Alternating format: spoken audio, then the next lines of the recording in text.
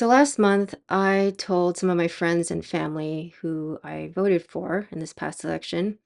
I voted for Trump. That was the first time I ever voted for him, or the first time I voted for a Republican for president, actually. I've always been a Democrat.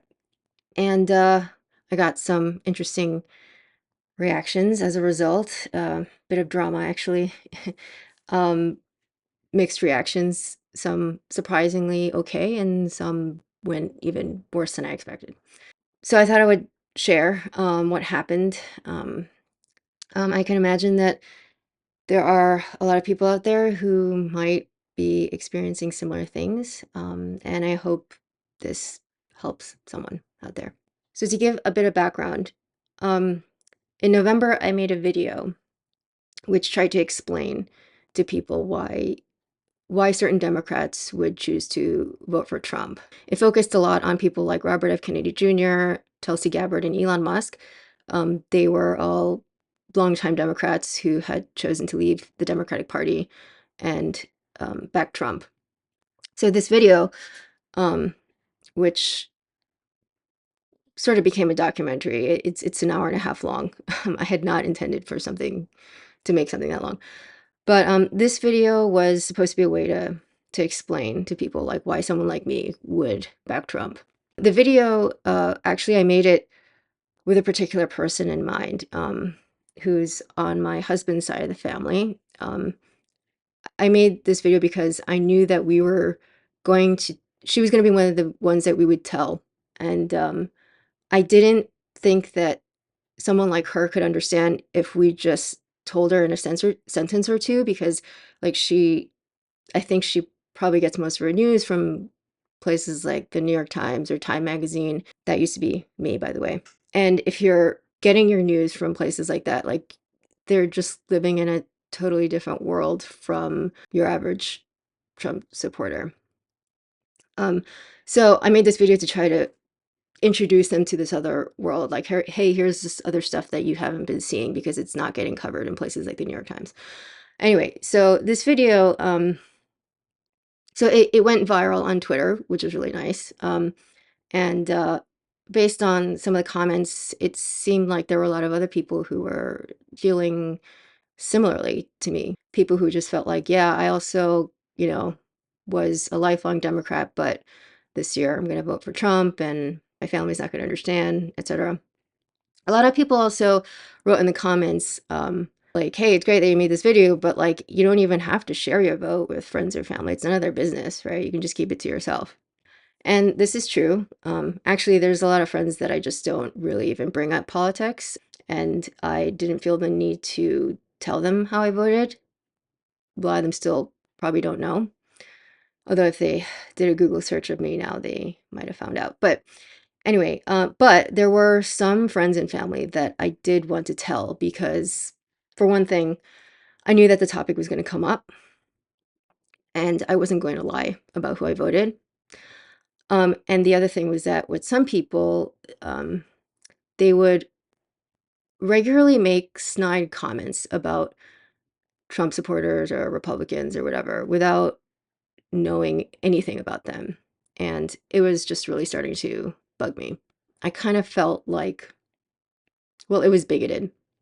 Even before I decided to vote for Trump myself and become a Trump supporter, it bothered me. Anyway, so this video, it spent a lot of time critiquing the Democratic Party and also Kamala Harris, and about how the party had turned into this pro-censorship, pro-war, pro-corporate, big pharma party, and how the Biden administration pressured social media companies to censor scientists and doctors who were critical of the government or of lockdowns or certain pharmaceutical products.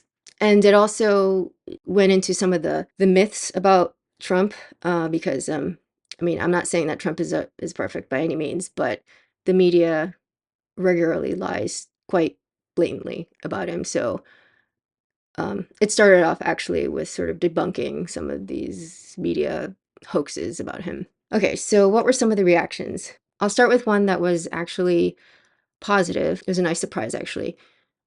So I have this friend, I'm going to call him Bob. who he's always been a Democrat, like me. I think we started off pretty similarly when it came to politics. But during COVID, I didn't see this friend very much. We would talk a little bit over text, but that was it. And during that time, during all the lockdowns and everything, and when we were having mandates for the jabs, I really started to change my mind about a lot of things. Not so much about Trump. I wasn't really thinking that much about him then, but about all the interventions that were happening. And it was when I really, really got red pilled about the media and how much they lie and how much, so much of it was propaganda. And I started a Substack during this time where I talked about the jabs. I'll link to that below. Yeah, and part of the reason I started writing was I'm a biologist and actually found a lot of it interesting, read a lot of papers on it, and would write it up for people to, as a way to at least try to combat some of the propaganda and misinformation that you'd see all over the place. New York Times, Reuters, fact check, whatever, ABC. Anyway, so this friend, Bob, and our viewpoints started to diverge, not just about COVID related stuff, but other things as well. And we'd get into some heated text. And after a while, I just kind of said, like, okay, we shouldn't debate over text. It's a bad idea. It's always horrible, I think, to have any kind of substantive conversation over text, in my opinion, or email. Anyway, when I finally did see him, it was like it had been years. And I think we got into like a little bit of a fight, something I don't even remember what it was related to, but it didn't go well. However, later on, we both apologized for like not handling the whole thing very well, and we sort of made up. A while after that, more recently, last month, basically, I told him I was gonna vote for Trump. I mean, really, I had been for Kennedy, but since Kennedy dropped out of the race and was backing Trump, I was going to back Trump. And he didn't flip out or anything, and it was totally fine. And then once Trump won, he actually said to me, he texted, he said, "I'm kind of glad he won. At least the next 4 years will be entertaining."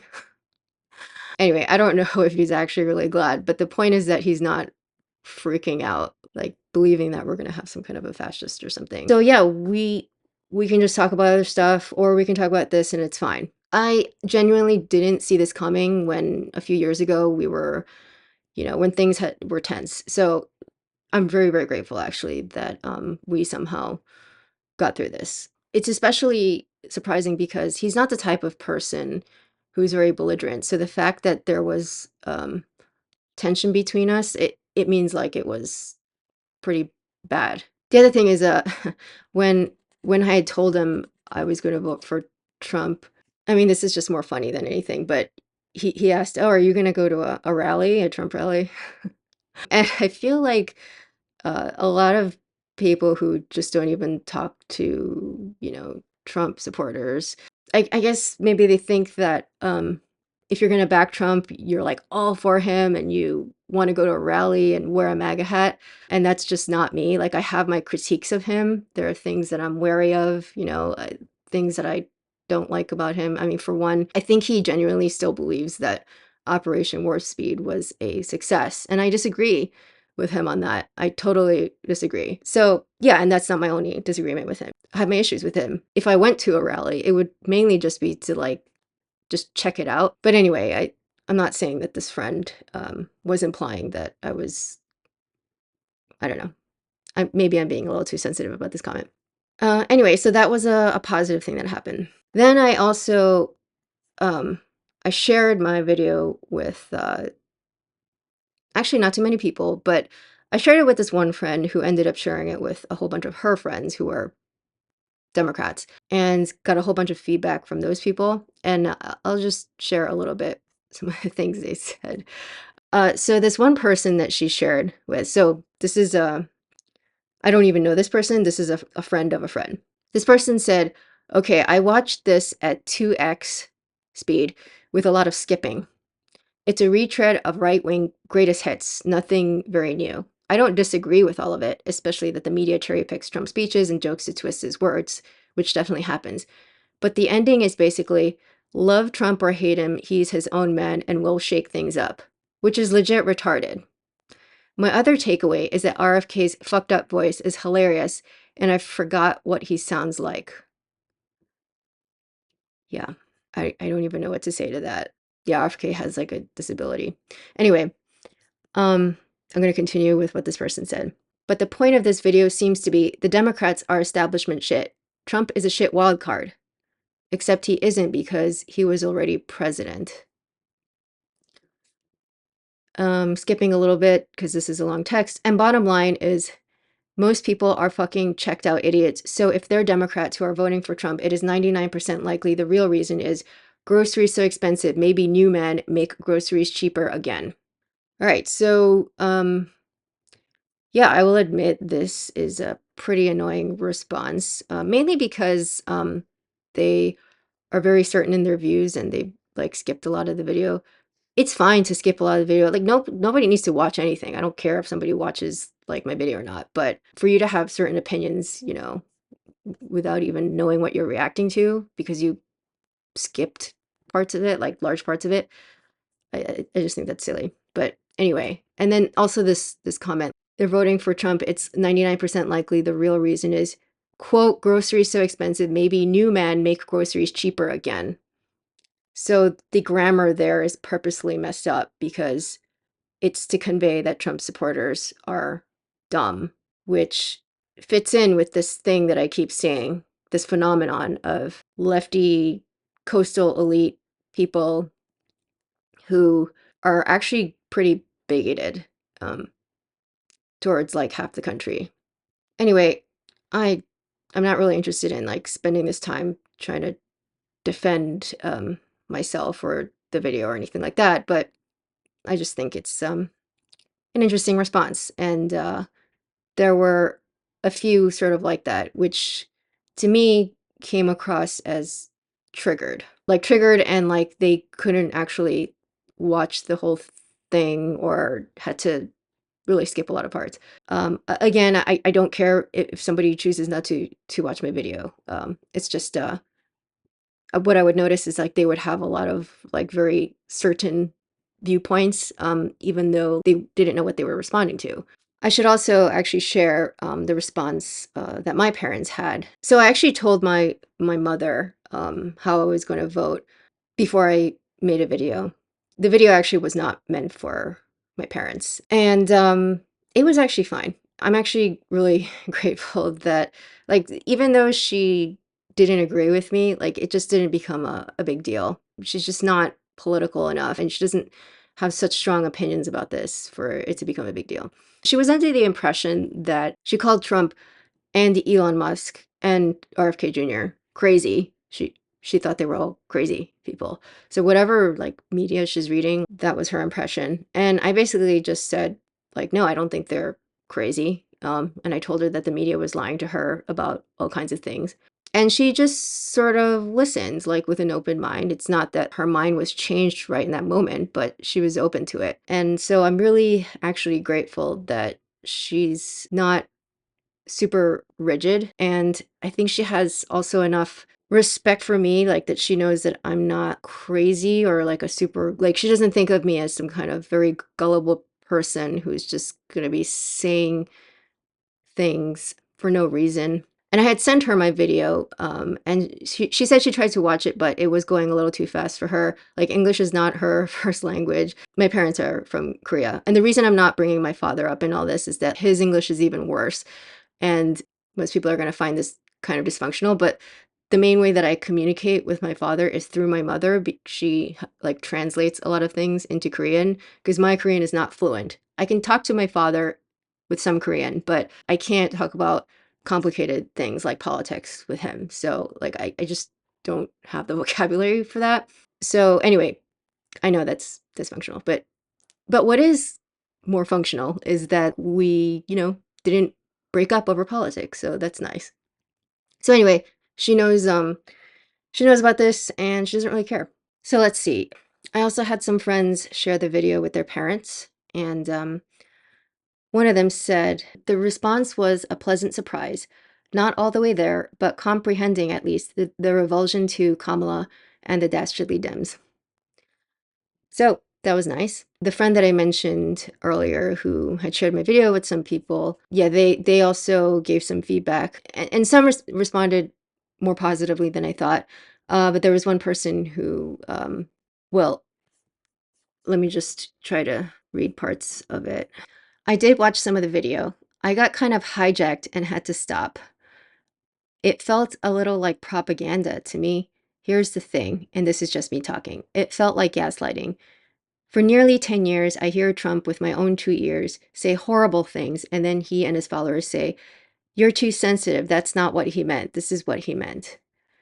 I felt like this is what was happening in this video. Okay, again, I'm not gonna use this time to try to respond to all this, but she also went a lot into the whole abortion thing. I'm not gonna go into defending one viewpoint or another, but I will say that some of the younger people cared more about the abortion issue, whereas some of the older people, with the issue was more, they brought up things like the January 6th insurrection, as well as the 2020 election.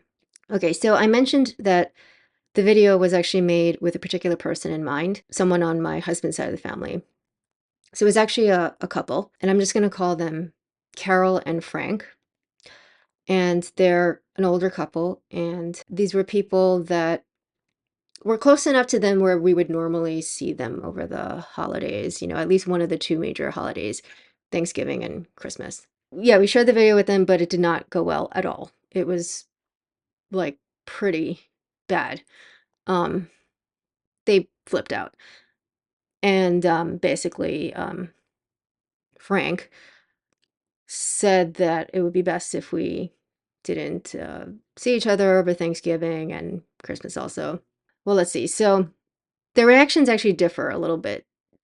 They both agree that Trump is a threat to democracy and, like a fascist and all these things like that. That's what they think. But I would say that Carol, at least,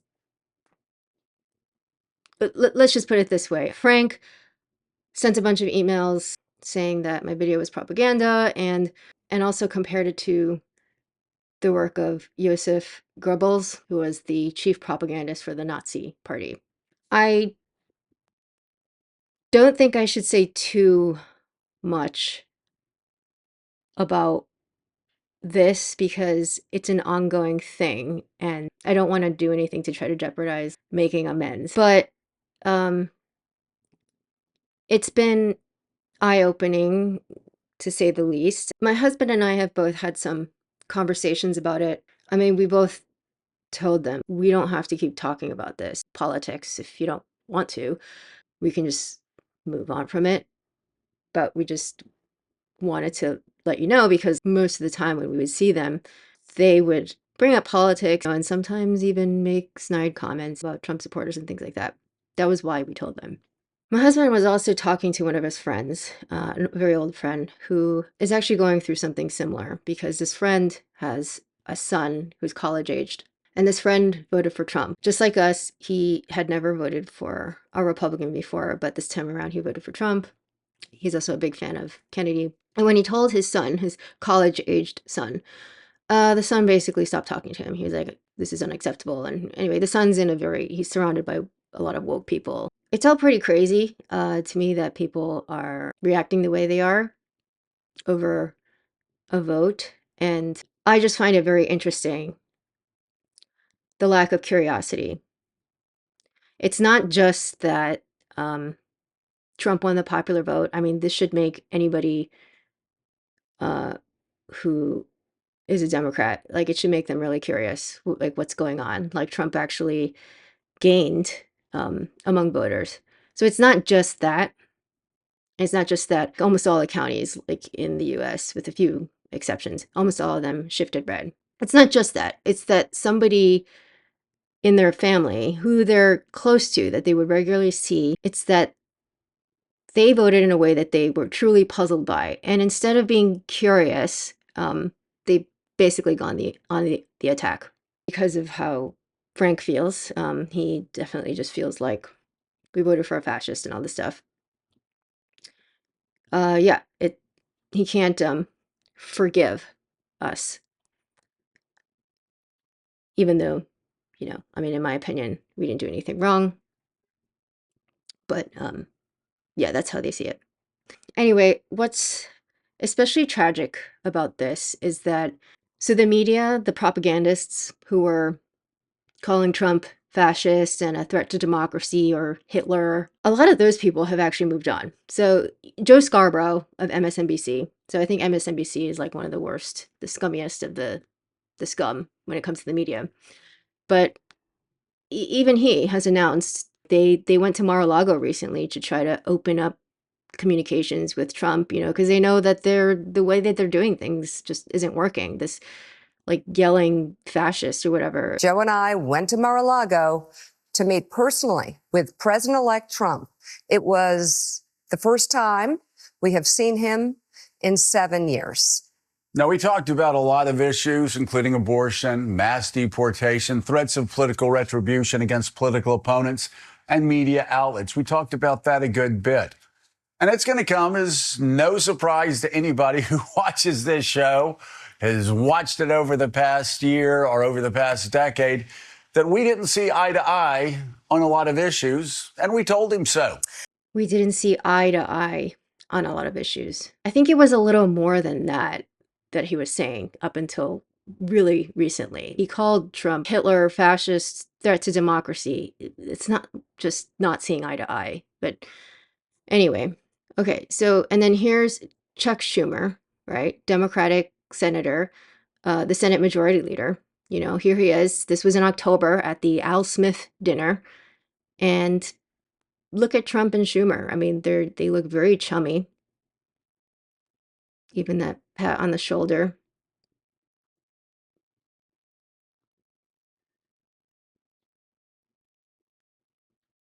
Yeah, and I mean, look at this picture here, looking very chummy.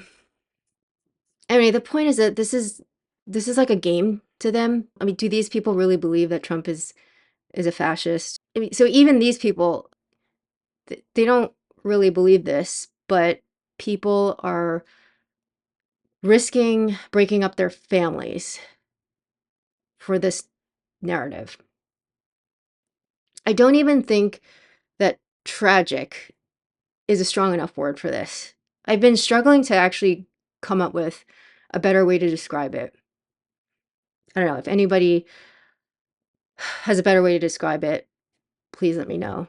So that couple that I mentioned, I think my video was not really the best thing to show them. It might have been too much too soon. A lot of red pills all at once. In retrospect, it might have been better to have brought up a few little things here and there over time.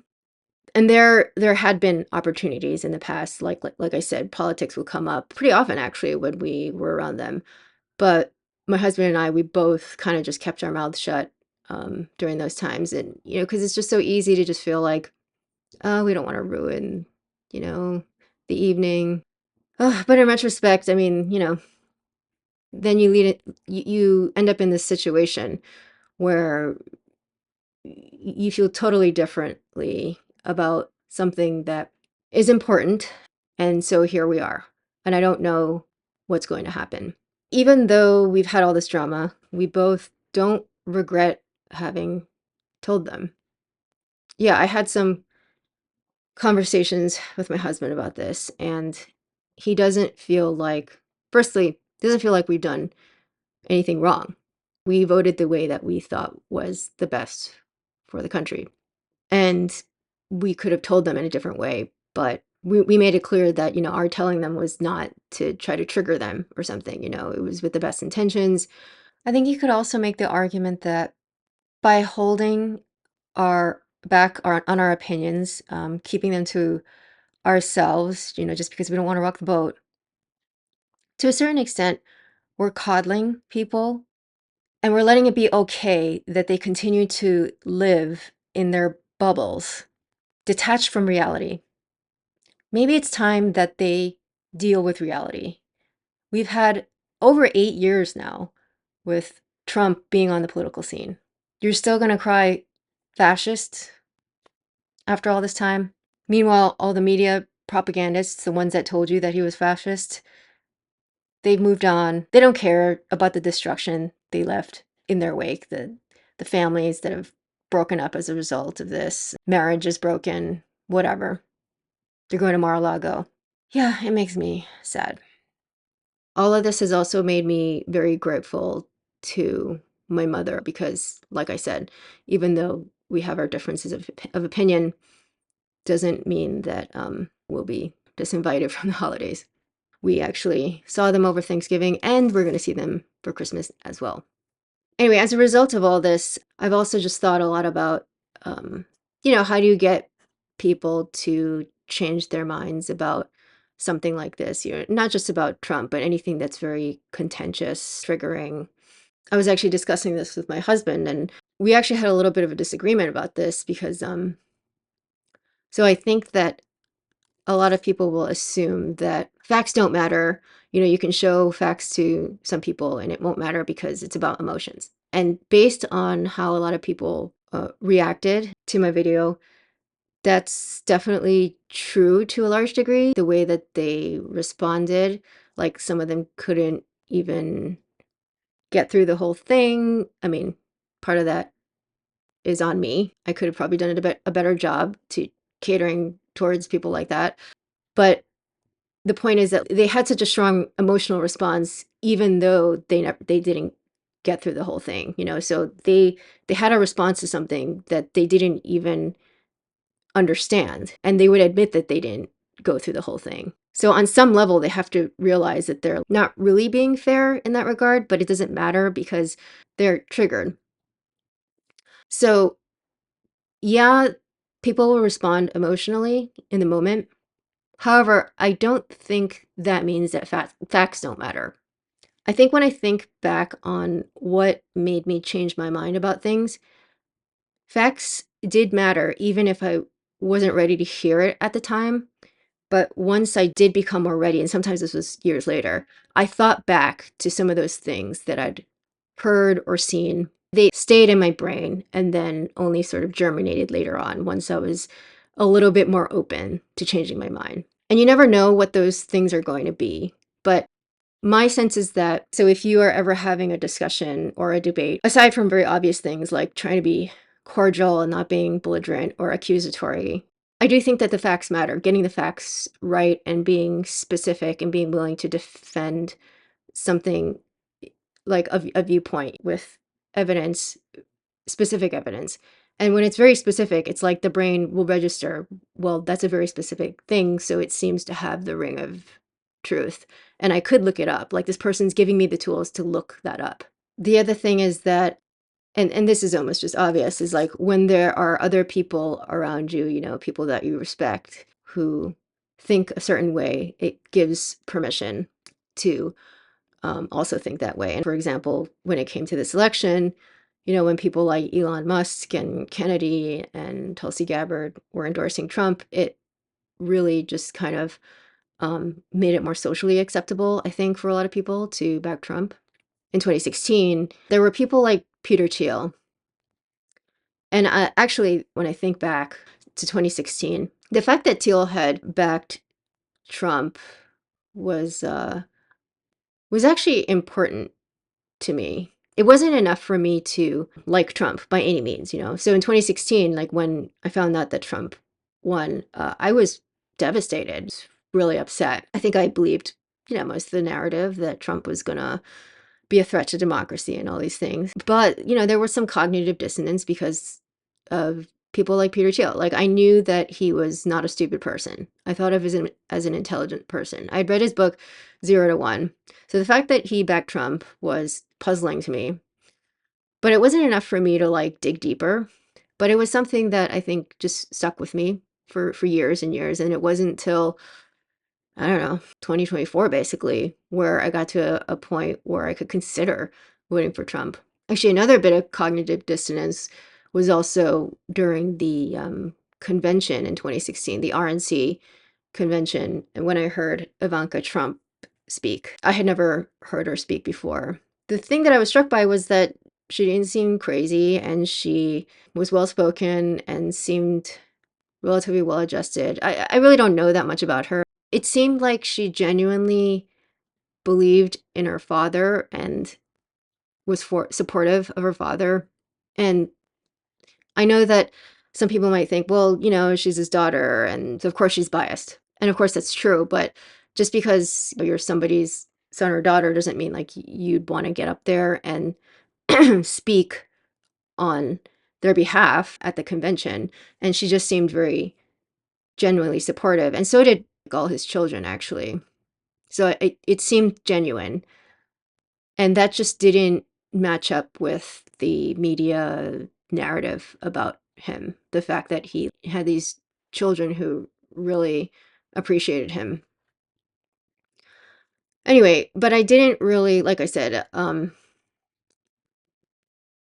I didn't really lean into any of that cognitive dissonance there, and basically believed most of the media narrative about Trump until more recently. Or, well, I believed and I didn't believe. So there were certain things I believed, like when all the Russiagate stuff was happening. I didn't know if it was true, but I certainly hoped it was. And then when Mueller had his investigation, I was definitely hoping that he was going to come and find something. And when he didn't, I mean, it was a big letdown. At some point after that, I think I also just got fatigued and didn't really pay much attention. I didn't really believe the narrative at that point, but maybe I started to disbelieve it a little bit. But I still believed that Trump was a horrible person. It wasn't till, yeah, I think this year was when I really started to change my mind. And it started with watching the full clip of Trump right after the Charlottesville riot, when he was talking to the press, answering questions, and it was clear from his answers. He'd said multiple times that when he said there were fine people on both sides, he was not including white nationalists or neo-Nazis. But I knew that the media lied about what he said, that they were saying that when he said there were very fine people, he was including these neo-Nazis. It's just, from the clip, it was just so clear that they were lying. So once I saw that they could lie so blatantly about something for which there is video evidence for, right? That's when I actually just started to feel like, okay, I need to step back and question basically everything I've been told about Trump. Basically start from scratch in terms of my assessment of him. And then when I looked into it, there were a lot of other things that were also lies. So the facts did matter. And I don't know how I would have reacted if somebody had showed me that in 2017 or 2018. I don't know if I would have been ready to hear it, but I think it would have left an impression, at least, so that I would have remembered it, so that if I ever got to a place where I could be more open-minded, I might remember that.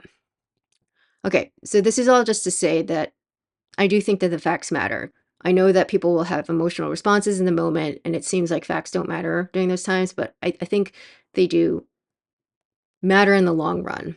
So I think if you're ever in a conversation with someone about something like this, it's good to have some facts to back you up, but also obviously don't make things up. Like if you don't know, say you don't know. The other thing that I think also helps is that making things explicit matters, putting things into words. So for example, people will say, well, Trump is a dictator or wannabe dictator or a fascist. And then putting into words the fact that, okay, we had him as president for 4 years. What did he do during that time to try to become a dictator or something like that? We had lockdowns, right? And that's like a good opportunity for dictator wannabes to expand their powers. But instead he left it up to the states to come up with their own policies. So even though people actually lived through those 4 years under Trump, right? And they saw what happened. They still believe these words about him, which is why I think putting things into words, making things explicit can be helpful. It's like also, let's say you had a situation where some woman is with a husband who is abusive, but she just hasn't really realized it yet. But let's say a friend of hers says to her, hey, like he comes home every week and five times out of 7 days of the week, he's yelling at the top of his lungs. He's drunk. And last night he threw a chair across the room and he almost hit you. So he's abusive. So putting things into words and making things explicit will help to crystallize, these ideas, making things go from unconscious to conscious. And sometimes words even matter more than what people experience, actually, the words that they're told. I mean, just to give you an example, during um, COVID, for example, we were constantly told that the jabs were effective, but then people could see all around them, people who were vaccinated who were getting COVID, but they would still believe somehow that it was going to prevent infection or something. The other thing that I realized is that I think that people who have been consuming a lot of mainstream media have basically been made to feel like it's so subversive to look at certain types of independent media or right-wing media, like to watch an interview that Tucker Carlson was involved in. It's bad. It's like the devil's work. Far right has taken the place of the word evil nowadays in our modern religion. And instead of Satan, we have like Hitler or Nazis. Nazi is like the new way to say evil these days. So it feels like very subversive, I think, for people to even click on a link that might be like a bad person. And I think those people need to be given permission, like, hey, it's okay to see this. Your eyes are not going to burn as a result. You're not going to catch right wingism just through like reading or listening to a podcast. Yeah, I feel like some of the media has been really successful in shutting down just curiosity. They feel like they can't even listen to an interview or something because it's not safe. So I think it's helpful to just tell people like, hey, you'll survive, and like don't feel like you are so mentally fragile that listening to this whatever Joe Rogan or Tucker Carlson interview is going to affect you so much. I mean, it might, but maybe for a good reason. I feel like this is actually related to something that happened a while back. This was maybe not too long after 2017 or so. There was some bar in upstate New York that my husband and I would sort of regularly pass, sort of a beat up looking place in like a middle of nowhere small town. And it had a big Trump sign. And every time I'd pass it, at a certain point, I said to my husband, like, I am genuinely curious about Trump voters and like we don't know any, like maybe we should go to that bar sometime and like just talk to some people there. We never ended up doing it. And there was actually a part of me that was like a little scared. And now when I look back, I just think it's so silly that like I was scared. I mean, it's just a bar. The media I was consuming was telling me that I needed to be scared of these people. And I'm not saying that there aren't unsavory Trump supporters. On both sides of the aisle, there are always going to be unsavory people, but just like your average person is not like that. And this was just a bar in a small town. I'm sure it would have been fine. And by the way, now we've met lots of Trump supporters, many of which were like very nice. We have neighbors, very nice people. So it was very silly to be scared, but it's just very sad that we were so sheltered and that we were, scared to like come out of our bubble. Yeah, like I said, I think both my husband and I were glad that we brought the topic up to some of our friends and family, even though in the case of his family, things didn't really go the way we had wanted. And sometimes I feel like, okay, because we've had all this drama in his family because of all this, I sometimes feel like, ugh, if we hadn't told them, it'd be so much easier. Could have kept the peace. But at the same time, I also just feel like it shouldn't have to be so catastrophic. Our voting this way and telling them, the fact that it was something that could, the fact that something like this could be so catastrophic maybe is an argument to do it because it shouldn't be. You know, the very fact that it doesn't seem okay when it should be okay is a reason to do it. Do you know what I mean? Like, it's not okay that so many people are in such a bubble that they think half the country is racist or bigoted or whatever for the way they voted. And they just don't even, and they've never even like spoken to a Trump supporter. That's insane to me. But I'm not saying that everybody should do what we did either. I mean, I think it's a case by case thing. Like I said, there's a lot of friends that I just don't feel I need to bring it up because it's not a big deal. But I think it's just that with the people that you think it will be a big deal, maybe that's actually the reason to bring it up because it shouldn't be a big deal. I don't know if I'm making any sense. I also just think, yeah, it's a case by case thing. If you're going to get kicked out of your family or something, you know, if they find out about your vote, like, yeah, maybe it's better to just not say anything. So it really depends. But like I said, my husband and I, we don't regret it. Anyway, I hope this was helpful to at least someone out there. It really makes me sad that some people are going to choose to not see their old friends or family over the holidays or to disown them or whatever because of a vote.